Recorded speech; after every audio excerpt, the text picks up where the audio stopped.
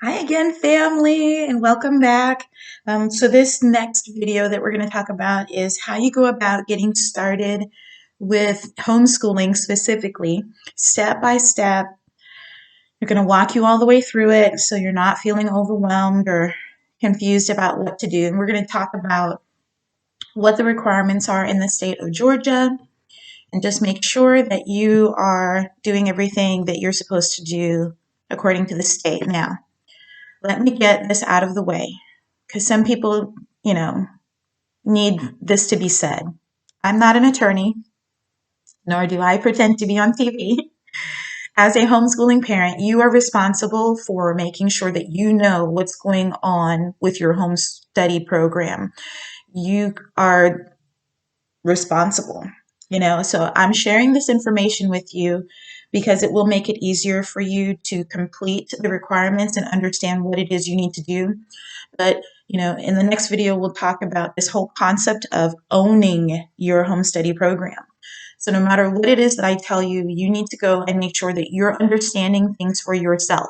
And this is a great skill that we need to teach our children as well.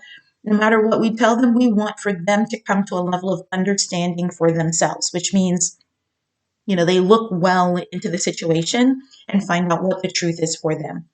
So even though I'm giving you all of this information, I don't want you to think like, oh, okay, well, I just heard it from somebody. You're going to have to make sure that you're staying well informed. And there are some organizations, and I'll talk about that at the end, that can help you to stay informed of what's going on with changes in the homeschooling, community. So we'll get to that. But for right now, yay! You're gonna be a homeschooler. Congrats! And let's get started. So the first thing you're going to do is go to our website at anewway.com. That's KNUW for knowledge, understanding, and wisdom. So go there and then find the tab that says Get Started.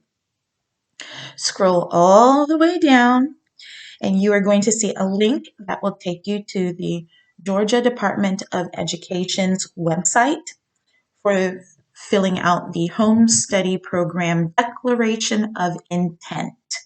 And I'm going to call that a DOI from now on because it's just easier to say. Once you find that, you're going to read over the top and it's going to pretty much tell you what the form is, how you're going to fill it out. Now, we get to the part, if you scroll down a bit, where you need to put in your children's names. So the first thing is only children that are going to be 5 years old by September 1st need to be put on this list. So if you have a 4-year-old that's turning 5 on this, what did I just say? That's not right. If you have a child that's turning 5 on September 1st, then you can put them on the list. If they turn 5 on September 2nd of the current year, they don't go on the list. That's just the arbitrary cutoff that the state said. So you, of course, can still homeschool them. You're just not going to list them on the state's paper. Okay, that's all right. So you're going to fill out the form for every child that's going to be 5 or older as of September 1st. You're going to go over to the side and put their age. Homeschoolers really are not concerned about grade levels because we could have a child that is working on, let's say, the 8th grade level in math, but a 6th grade level in reading. So we really don't care. Just put how old they are because that's what the state is concerned with. And then if you look way over to the left, you're going to see a little checkbox, and that's going to ask if they're special education. So the state of Georgia requires that every child receives 4.5 hours of education each school day, and we're going to talk about why that wording is significant. But each school day, they're required to have 4.5 hours of education as long as the child is able to sit and attend for that length of time. So if you have a child that is struggling with like ADHD, whether it is diagnosed by a doctor or not. You're their parent, and you probably have some suspicions if your child is just not where they could be developmentally. You can check that box without having a single diagnosis. So if you feel that there is some kind of accommodation that you're going to need to make for your child, and you are not going to be able to provide 4.5 hours of education a day, like, then check the box. The other thing too is, I've said it before, but homeschooling is not a permanent situation for every family. And so if ever you feel like you're going to need to go back into the school system and, your child might need to be evaluated for special needs, go ahead and check the box. I have a child who has a diagnosed orthographic processing disorder, so it's dyslexia. And, that's another concern that parents have. Like, how can I homeschool my child if they have special needs? Don't they need to go to the school to get whatever? No, you can homeschool them still. It's just going to require for you to be creative in how you homeschool them, right? But you can absolutely homeschool them. It's not a problem. We've done it. Our kids are fine. So, but if your child cannot do that 4.5 hours a day, check the box and then keep moving, right? So now you've listed all of your children. You're going to scroll down to the bottom of that form, and there you're going to see like a bunch of things you have to fill out. The first box is going to be like an electronic signature, but that's going to be grayed out. What you want to do is just type your name, your full name, as an electronic signature just below that. You're going to want to fill in the box for your address and your phone number. Now, it says optional, but I've always put my phone number because sometimes we've moved mid-school year. So before we actually were able to purchase a home, we rented. And that meant sometimes when people went up on the rent, we would have to move. Just keeping it real here. If you're moving in March, which is when we always seem to move, that's the middle of the school year, which means I'm now going to have a new address in the middle of the school year. When your child is in a public school, you would just go to the school and change the address. But they don't really have a way of doing that for the declaration of intent. So if you're moving in the middle of the school year, or for whatever reason, and you're still going to be in the state of Georgia, then all I would recommend is you forward your address with the post office. If the state happens to send you something in the mail, it will get forwarded to the new address. And forwarding lasts for a whole year. So by then, you should be able to fill out a new declaration of intent with your new address, and it should be fine. I have never gone back online to fill out a brand new declaration of intent just because I've moved. I just didn't do that. So once you have your forwarding in place, you're fine. And I've just put my phone number because if for some reason they needed to contact me, and then could. People change their addresses maybe a little more frequently than their phone numbers, so I've just always done it that way. You don't have to put your phone number though. It even says on the form it's optional. Okay, so once you've finished filling out your address, your phone number, then you're going to put in the county. And this is where it gets a little tricky because we live in Chatham County, per se, but or you might live in, but if you live in Chatham County, it's not actually listed as Chatham. It's listed as Savannah, Chatham County. So scroll all the way down and find the S's, and then choose Savannah, Chatham County because we're special. Once you've done that, you're going to go over and put the year that you're homeschooling. So I don't even know why we do this. I probably should do some research because I'm kind of curious. We always start school in August, and then we travel into a new year and finish school in like May or June. Oh, actually, I do know why. It was because in the olden days, every child needed to be out of school during harvesting time. And so they would make it to where school ended at the time where summer planting was going on and then fall harvesting. So a lot of kids now go back to school in August, but it used to be that we didn't go back to school until after Labor Day. If you guys are old like me and you remember that, um, because it was harvesting time and the children needed to be out actually helping the parents and the families harvest. So we've just kind of kept that. But you don't have to. Your homeschooling can go from January 1st to December 31st if you want to, and that's fine. So whatever date that you decide to start your homeschooling journey, you're going to put that date in the box. We always start on August 1st, but we did it because our son at the time was still in public school. So we were kind of trying to keep everybody on a similar public school calendar. And then it just was a habit, so we kept doing it. You certainly don't have to do it this way, but I'll give my example so that you'll understand it. So we start on August the 1st, which means the ending date for our home study program is July 31st of the next year. You have to put 365 days. You cannot put 180 days, and you don't want to. The state does say that you need 180 days of instruction, but you don't want to limit yourself to that 180 days. So you put 365 days or 64 days on the form. And that way, out of the 364 days of the calendar, you will find 180 days somewhere to educate your child. And they don't care which days. They don't care if you're doing it Monday, Tuesday, and then not doing it again until Friday, Saturday, Sunday. They don't care. They don't care whether your 4.5 hours are all at the same time in a day. They don't care if it's the same time every day. They don't care if you're doing 2 hours in the morning and 2 hours at night. And they don't care. They're giving you the guidelines, but no one's going to come back to you and ask to see a form that's showing that you covered 4 hours, 4.5 hours. They just don't care.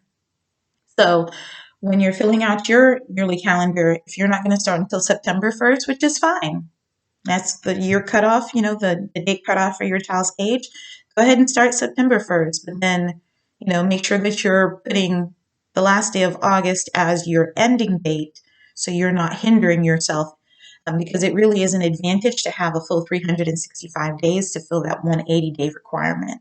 Don't limit yourself by just putting 180 days.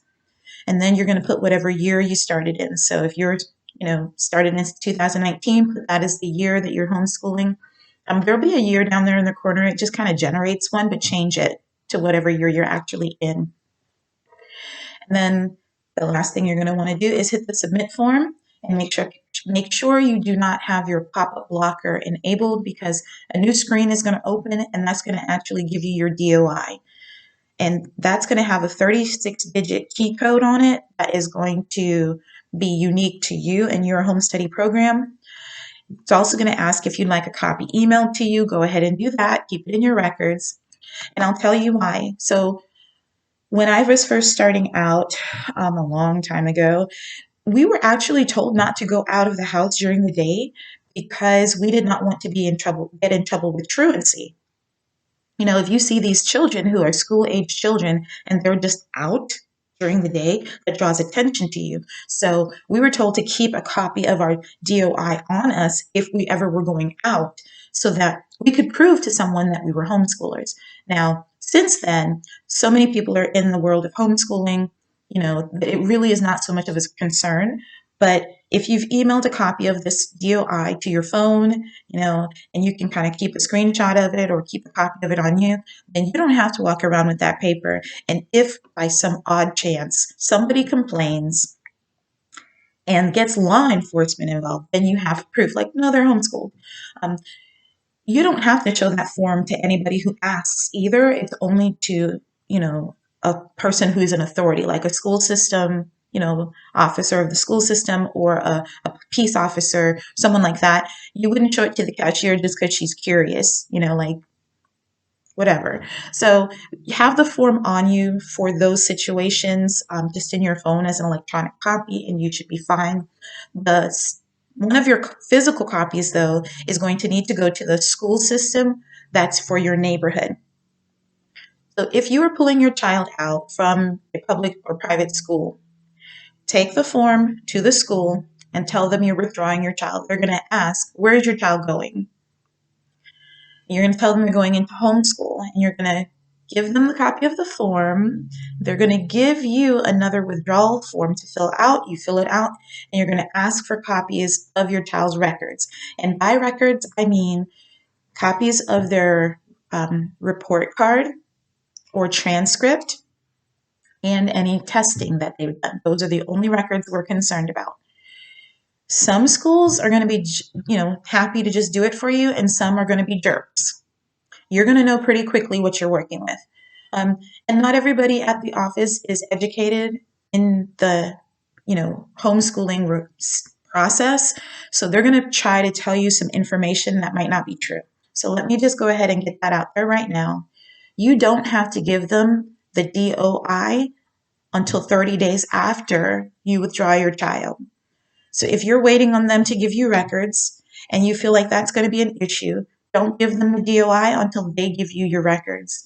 Now, if you already have copies of your children's report cards and you have, or their transcript, and you have copies of their testing, then you don't need anything else from the school. Give them the declaration of intent and move on. But if you are waiting for that information, then fill out the withdrawal form and put that day as the day you withdraw them. That's the day that will go on your declaration of intent. So you actually could withdraw your child and not have filled out the DOI form yet. So if you feel like, no, I just need to get them out, I haven't done the form, you still have 30 days after the date of you withdrawing the child from public school to fill out the form. So don't worry about it. And then once you have the form, you'll take it to them. Now, when you hit submit, the form goes, somewhere, like to the Department of Education, and they are supposed to filter that form down to our county school district. I don't know if that actually happens or not. But what I do know is that you only have to do that once. Like, you only have to take the DOI form to the school once when you're withdrawing your child. You're not going to need to go back the next year and give them another copy of your DOI. I've never done it. I'll just hold on to it, and it's for my records. If I move into a new school district, I still won't go and turn it into the neighborhood school because my child has never been enrolled there, so I don't have any reason to unenroll them or withdraw them from there. Does that make sense? You would only have to give that form to the school system, like the physical school, the one time when you're actually removing your child. And then you're good after that. When you get your declaration of intent form, one copy goes to the school, the second copy goes in your records. And we'll call that a portfolio. You want to start building a portfolio on all of your children because the state does have certain requirements. Now, you're not going to have to actually submit, any records to the state, but it's always good to have them just in like one binder where if someone asks for it, you can just open it and give them what they need. And one of the things that'll go in there is that DOI. Every year you fill out the DOI, a copy will go into the binder. What else goes into the binder? And we'll talk more about that in depth, but I will say this about your 180 days. You do need to keep an attendance record for your homeschool, and that will also go into your portfolio binder. Ours is always right behind the declaration of intent. And so I'm laughing because attendance in public school, 180 days, yeah, right. You and I both know that at the beginning of the school year, those kids aren't learning anything except, how to be good students, which just means how to control yourself and do what you're told. They're not learning anything if there's a hurricane day and the school decides they're not going to make it up. They're not meeting a 180-day requirement. They're not making 180 days when we're all in an assembly and then we have a pizza party. Like, I remember when I was in school, those were like the best days. I look forward to those. You're not doing anything. So for the school system to make a big deal about 180 days and how important that is, I'm just like, child, please. Y'all know you're not even doing 180 days. But for us as homeschooling parents, we're like, no, we need to do 180 days. We need to wake up and make sure that we're doing school today. Like, relax, sis, bro, relax. Not that serious.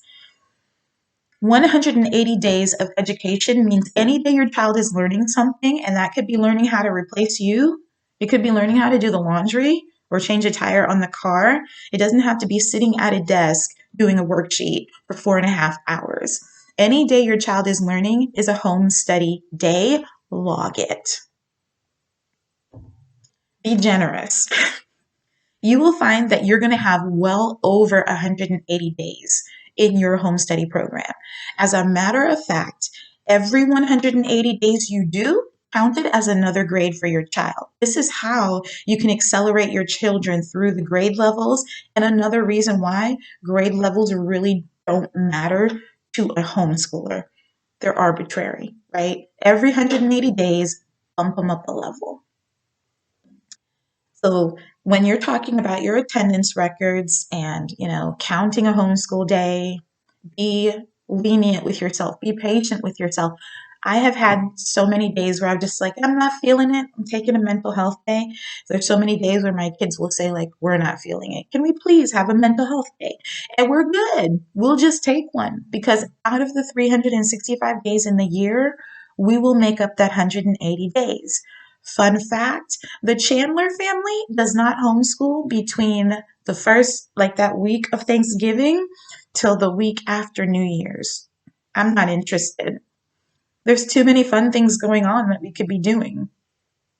I might, do their end of year testing at that time, and we'll talk about that in a different video, but I am not concerned at all about marking a day on the calendar.